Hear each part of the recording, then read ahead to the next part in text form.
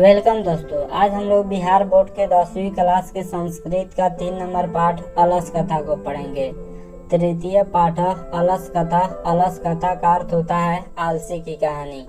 सबसे पहले पाठ परिचय को जान लेते हैं। यह पाठ विद्यापति द्वारा रचित पुरुष परीक्षा नामक कथा ग्रंथ से संकलित एक उपदेशात्मक लघु कथा है। विद्यापति ने मैथिली, अवहट तथा संस्कृत तीनों भाषाओं में ग्रंथ रचना की थी।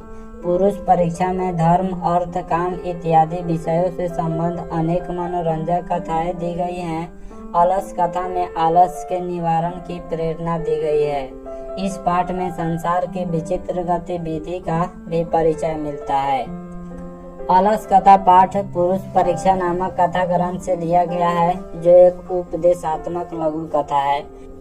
इस कथा से हमें उपदेश मिलती है और इस कथा के लेखक विद्यापति हैं। विद्यापति ने मैथिली, अवहट तथा संस्कृत तीनों भाषाओं में ग्रंथ की रचना की। पुरुष परीक्षा में धर्म, अर्थ, काम इत्यादि विषयों के संबंध में अनेक मनोरंजन कथाएं दी गई है।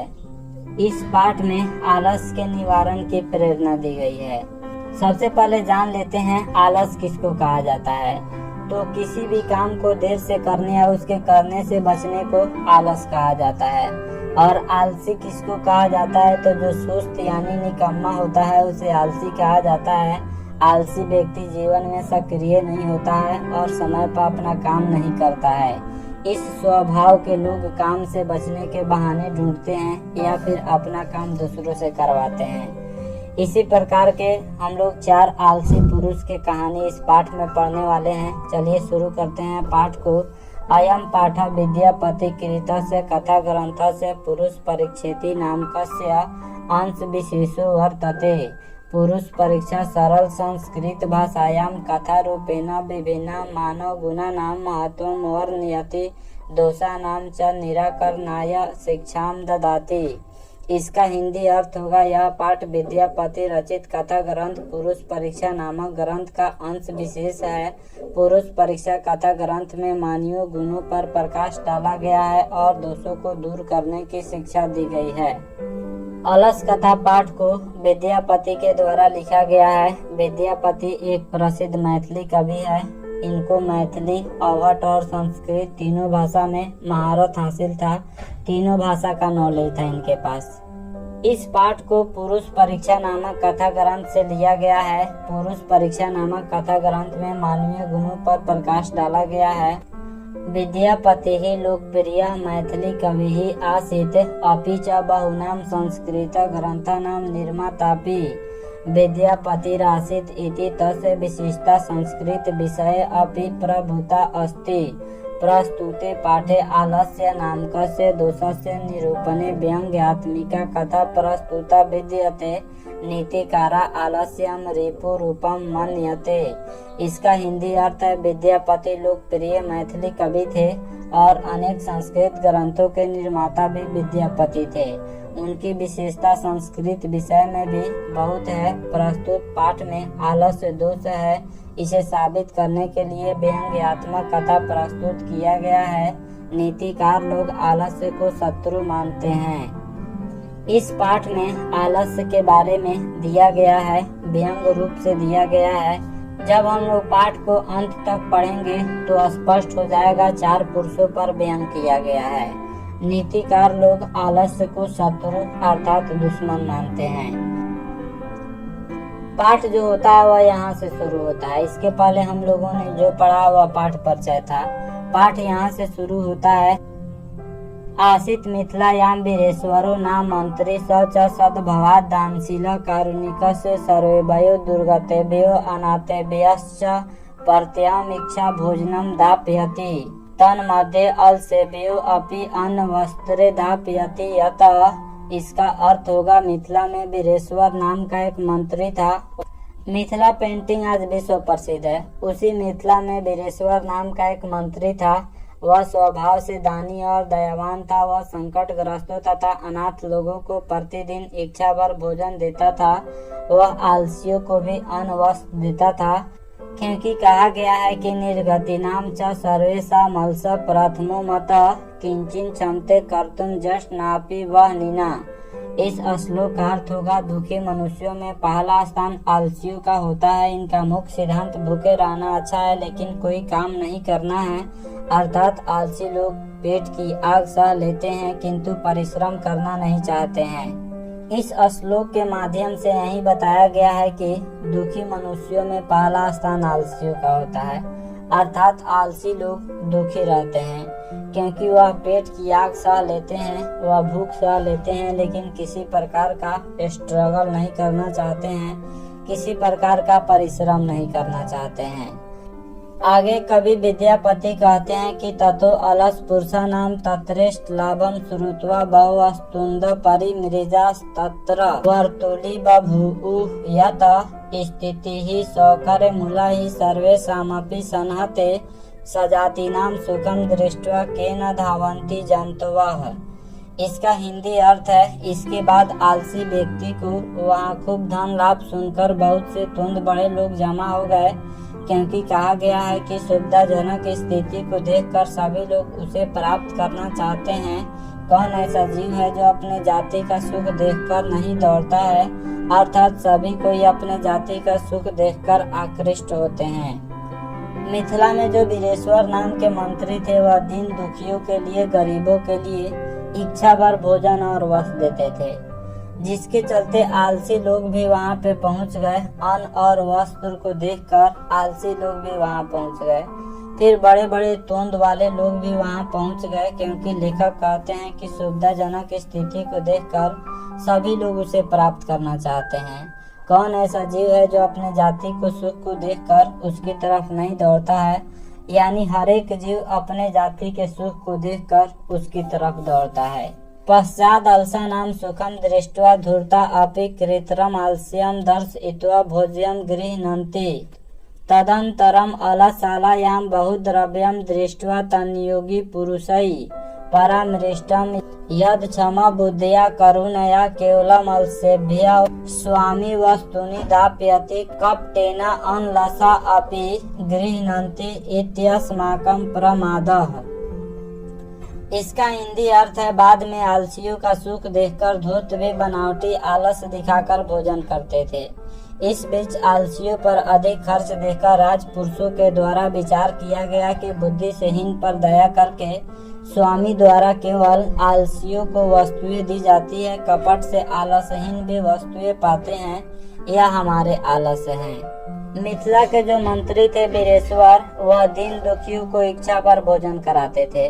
उसमें आलसी भी आकर भोजन करने लगे। अब आलसियों के सुख को देखकर धूर्त लोग भी भोजन करने लगे। बनावटी आलस ग्रहण करके वे लोग भी भोजन करने लगे। तो वहाँ के राजपुरुषों के द्वारा सोचा गया कि अगर हम इस पर एक्शन नहीं लेंगे, अगर हम प्रतिक्रिया नहीं करेंगे तो खर्च और अधिक बढ़ जाएगा। राजपुरुषों ने सोचा कि अगर हम लोग इसी तरह वस्तुएं देते रहें, इन लोगों को भोजन देते रहें, तो यह हमारे भी आलस्य हैं। यदि भवति तदालस पुरुषाणां परीक्षां कुर्मः इति परामर्श्य परसुप्तेषु अलसशालायां तन्योगी पुरुषा वह्निनं दापयित्वा निरूपयामासु ततो गृहे लग्नं प्रवृद्धं अग्निं दृष्ट्वा धूर्ता सर्वे पलायिता पश्चादिष्टालसा अपि पलायिता। इसका हिंदी अर्थ है, इसलिए उन आलसहीनों की जांच की जाए। ऐसा विचार कर सोए अवस्था में आलसियों के घर में आग लगाकर जांचा जाता है। इसके बाद घर में लगे आग को बढ़ते देखकर सभी धूर्त लोग भाग गए। इसके बाद कुछ आलसी लोग भी भाग गए। चत्वारः पुरुषास्त्रैव सुप्ताः परस्परं मालपन्ति एकेन वस्त्रावृत मुखे नोक्तम अहो कथमयं कोलाहलः द्वितीये नोक्तम तर्कयते यदस्मिन् गृहे अग्निर्लग्नो अस्ति तृतीये नोक्तम कोऽपि तथा धार्मिको नास्ति य इदानीं जलाद्रैव शोभिः कटैवांशमान् प्रावृणोति चतुर्थे नोक्तम अयवाचाला कति वचनानि वक्तुं शक्नुनथ तूष्णीं कथम न तिष्ठत। इसका हिंदी अर्थ है, चार व्यक्ति वहीं सोए थे तथा परस्पर बात कर रहे थे। एक ने कपड़े से मुख ढककर बोला, अरे हल्ला कैसा। दूसरे ने कहा लगता है कि इस घर में आग लग गई है। तीसरे ने कहा कोई भी ऐसा धार्मिक नहीं है जो इस समय पानी से भीगे वस्त्रों से या चटाई से हम लोगों को ढक दे। चौथे ने कहा अरे बकबक करने वालों, कितनी बातें करते हो, चुपचाप क्यों नहीं रहते हो। अलस साला के जब ब्याह बढ़ गया, जब उसका खर्च बढ़ गया तो राजपुरुष ने सोचा कि इन लोगों का टेस्ट लिया जाए, इन लोगों को जांचा जाए और जांच करने के लिए वह अलस साला में आग लगा देता है। जितने भी आलसी लोग थे वह भी भाग गए, जितने भी धूर्त थे वह भी भाग गए, लेकिन 4 आलसी वहीं पे सोए हुए रह गए। पहले ने मुख ढककर बोला कि अरे हल्ला कैसा शोरगुल हो रहा है। दूसरों ने कहा कि लगता है कि इस घर में आग लग गई है। तीसरे ने कहा कि कोई भी ऐसा धार्मिक नहीं है जो इस समय पानी से भीगे वस्त्रों से या चटाई से हम लोगों को ढक दे। चौथे ने कहा कि अरे बकबक करने वालों, कितनी बातें करते हो, चुपचाप क्यों नहीं रहते हो।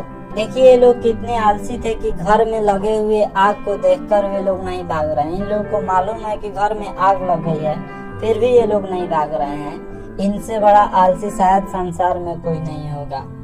ततः चतुर्नाम अपि तेषामेवं परस्परालापं श्रुत्वा वह नीनं च प्रवृद्धमेषामुपरि पतिष्यन्तं दृष्ट्वा नियोगी पुरुषैर्वद्भयेन चत्वारो अपलसा केशेषवावाकृष्य गृहीत्वा गृहाद् बहिर्गृहीता पश्चातानालोक्य तैर्नियोगिभिः पठितम्।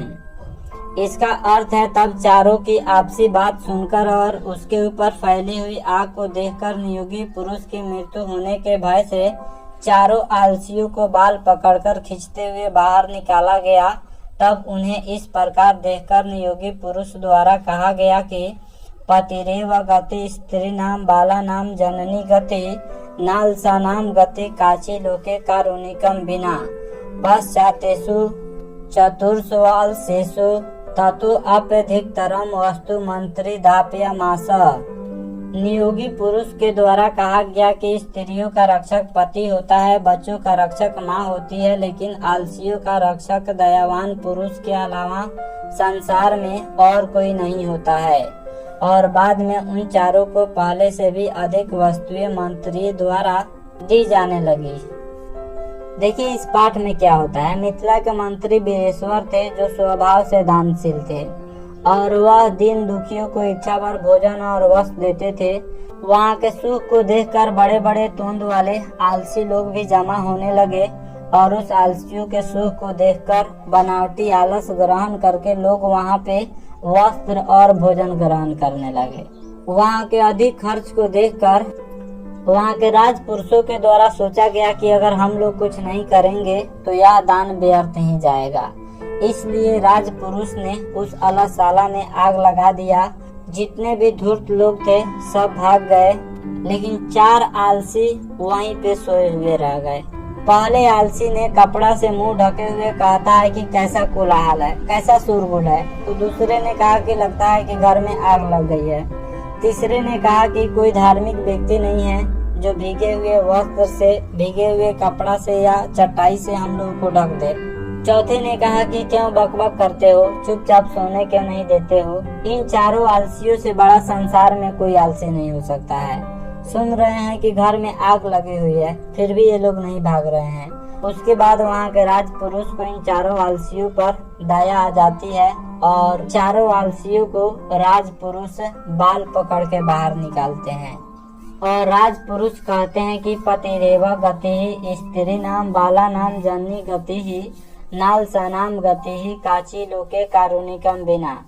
अर्थात स्त्रियों का रक्षक पति होता है, बच्चों का रक्षक माँ होती है, लेकिन आलसियों का रक्षक दयावान पुरुष के अलावा इस संसार में कोई नहीं होता है। और उन चारों आलसियों को पहले से अधिक मंत्री द्वारा अन्न और वस्त्र दी जाने लगी।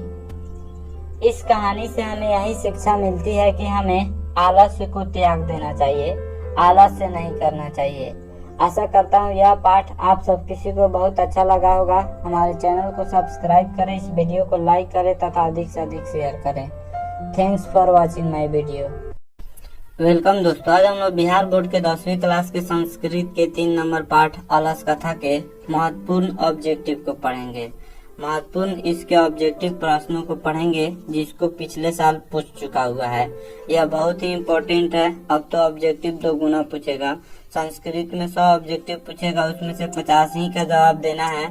पहला क्वेश्चन है वीरेश्वर कौन था, तो इसका ऑप्शन बी होगा। वीरेश्वर मिथिला का मंत्री था जो बहुत ही दानी स्वभाव का था, दानशील और कारुणिक था। वह दीन दुखियों को इच्छा भर भोजन और वस्त्र देता था।